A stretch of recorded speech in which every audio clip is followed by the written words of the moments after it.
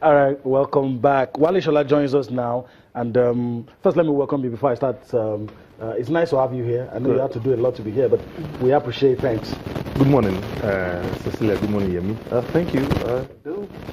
It's always nice to be at the studio, so I wouldn't mind the obstacles and indexes. And I'll call my way to be at the studio. Good to have you here. Okay, we'll just get a reaction to the league ball, that's women's league. But before that, we'll just take a look at what the table is looking like. You can easily say those who've been able to make the top four, the teams, and the teams that have not been able to make it. Because if you look at that top four, the way it's looking, the league table from Group A and Group B, you will know that, well, some of the teams are not smiling. Bayelsa Queens in Group A, they are the ones that are topping. Games played 9. The points they're having is 19, but the goal difference, I think, tied on. But Bayelsa Queens are second. First, while Rivers Angels are second. You have the Sunshine Queens there in third, and FC Robo Queens. They are now fourth. Remember, at the time they were the ones that were close to Rivers Angels, very close. But right now, that fourth, and how many games do they have to go? Just 3 games, so it simply means it's not going to be a good move for them. Ibom Angels and Abia Angels also there. You have Heartland Queens, well, no hope for them at all. Yeah. Important place. In Group B, there you have Delta Queens.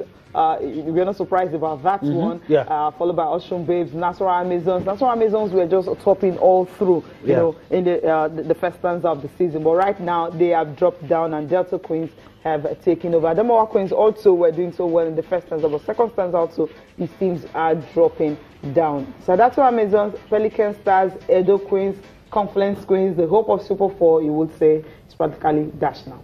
All right, what are your impression? You've seen the pictures, the results. A lot of people, myself included, feel that some sort of resurgence, something is happening. I can't really place my hand on it, but something different is happening in the women's league. Oh yes, surely. It has been on the slip for some time, but with proper management and incentives put in place for most teams now, things are getting better. And if you check it out, though things have changed, but the traditional powerhouses are the one holding the haze in terms of Bayelsa Queens, Rivers Angels, Delta Queens, even FC Robo Queens are the new entrants in terms of being in the hierarchy, the top hierarchy. But nevertheless, it's a good thing, because when you have a good league, it up your national team. Yeah. And when you have a good national team, it showcases the image of the country in international competition. Yeah, I agree with you. So I guess we just leave the women's league right there. We'll still talk much about it. But let's talk about rescheduled matches, a game actually, in the Nigeria Professional Football League, Rivers United and MFM. We'll take that result and we'll quickly talk about it. Rivers United were able to get a slim 1-0 victory in that one. Do you see them, now that there's no distraction, being able to, just forget everything and match? Probably not winning the league, but, a very good position now. Well, it's quite unfortunate that the way things went at the CAF Confederation Cup, which I know they will channel their energy, attention, focus in the league. They're not taking anything away from Stanley Eguma left side, but they have the chance of being, let me say, a little bit the middle or the top, or just a little bit above that work they can do for now. So it's a good thing for them. They won against MFM. Though it's a dent in the aspiration of MFM, but I know there are still I guess 7 or 8 matches to be played in the league. So one thing I will talk about there, Yemi and Cecilia, is that I'm a Lagosian. I want to see continental football. I wish MFM get their acts right and win all their own matches, and if they can get few points away from home, and we might see some from African teams coming to play at a stadium. Yes. What do you feel about that, Cecilia? Okay. It will be great. It will be great. MFM winning away from home. They've done it just once. Have they won away from home? They haven't. This stanza? Just a draw. No. They did it the last stanza. But this stanza, they've not gotten things right. Yeah, and things are a lot tighter when it gets to the second stanza. All right, let's see how it looks top and bottom. We know, you get to see that later, but we know that some of the stars have been able to claw their way out of the bottom. Sunshine Stars have found a way to get out of that bottom 4. and I don't know if he's going to remain. I mean, just like You just find a way, but at least if everything ends today, they know they're not going. I'll say wow. And the reason I'm saying wow is that I have someone that is their tactician, the Kudi. Okay. Close friend. A close friend, and he's doing the matching one there because people expected more from him, and he's giving us what you are looking for. Okay. Because I can just fathom Sunshine Stars going down again. Yeah. Because I'm from Southwest, I might sound sentimental now. The way things are in the Southwest, Southwest in terms of football is not looking good. So for us to see Sunshine Stars, Remo Stars in trouble, Shooting Stars in trouble, all stars are in trouble. From stars are in trouble. Apart from Lobby. Apart from Lobby Stars. All the stars in the southwestern part of Nigeria, they are in trouble. So if you see one of them climbing out of the relegation waters, the murky waters of relegation, it's a good thing for us, Amy. We should be happy. And so I am happy. MFM will not be there. Play good football and get out of it and go to the continent and play good football. Not just getting that because you're from the south or whatever. But then the good thing is MFM is a second position. So, if they continue like this, obviously they will escape.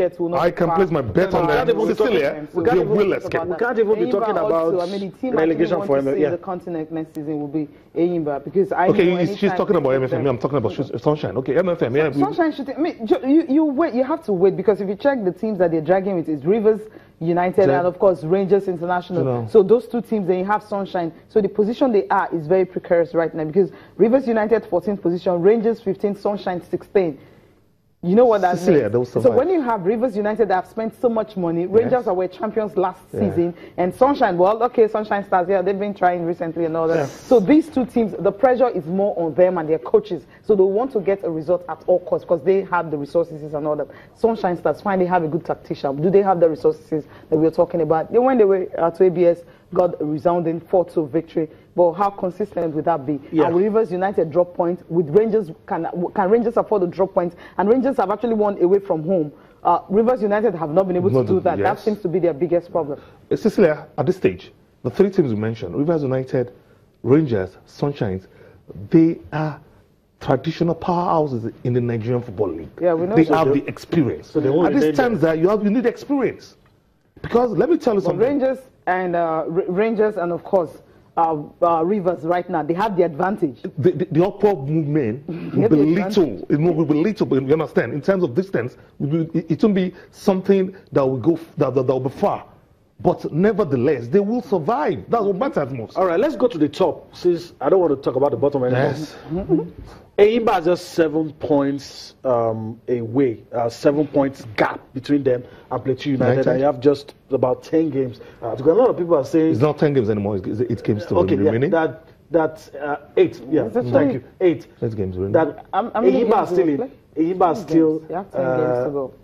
No, it should be 10. You have 10 games to go. 10 games, you have some teams like Rivers also. They have like 12 games to go also in their own. Okay. Because you have someone having 11. So what I'm saying is, with 10 games to go and just 7 points, a lot of people are saying, wait a minute, Eyimba is still in this title race. You hear me? I said it the last time I came for the night show, that Plateau United, El Kanemi Warriors, MFM, they should be watchful. Because at this stage, Eyimba has the experience. Now, at this stage, Cecilia, it depends on the nerves. Your ability to curtail pressure that comes with champion running. You are in a running now. Now, a lot of factors will come into play. I love your what friends, I love what the you referees, about the pressure. The pressure. As I said, when you have teams like, okay. Right. So when you see Eyimba breathing on your neck, you have to walk. Okay. So it will take extra hard work, determination, focus, and concentration on the part of the top 3 teams for them to survive. Eyimba not winning the league. Okay, let's travel abroad. Eyimba winning the league. I think I love that. Let's travel abroad. I'm talking about. Let's see. Let's talk about Daniel Alves. Came as a surprise to me and most people. We thought it was done deal. Yes. That Daniel Alves was going to Manchester City, only for us to see a U-turn. He's going to PSG, but he's apologized to Pep Guardiola and City and said, if he's offended, I'm sorry. And I'm a champion, I want to win trophies. But people are saying, no, that's not the real reason. You got double what City promised you. And that's why you're going. Well, football these days is all about money. No. Let's face the facts. I know the real reason. And there is another factor that comes into play with Alves choosing Man City over PSG. PSG over Man City. No, the PSG over Man City, sorry for the mistake. The reason, the second factor is Enrique, which is the sporting director, who is the sporting director of PSG, and Maxwell, who is the assistant director. They are very close friends. And he said something that Paris is a city that his wife wants to leave. So he gave those reasons. But people are talking about money, and he has apologized to Pep because he felt that he has let down Pep himself and the club. But nevertheless, I think we should respect his decision. The question is he worth that money at 35? I know the reason why he decided not to go to Man City. He doesn't want pressure at all. PSG, nobody's going to be looking at it. But Man City, champions, Pep Guardiola, pressure is on you. That's it. Cecilia said it all. He's 34. I mean, you just want to enjoy everything and retire calmly. At 35.